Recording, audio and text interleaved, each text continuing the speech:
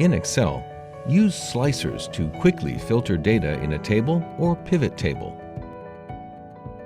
Select anywhere in the table or pivot table. Select Insert Slicer. Select the fields you want to display and select OK.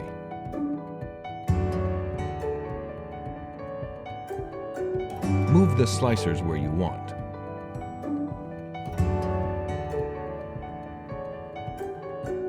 And use the Slicer tab to format them.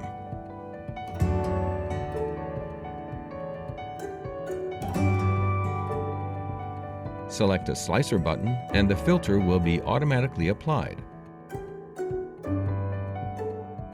Hold Ctrl to select more than one item. Select Clear Filter to clear a slicer's filters.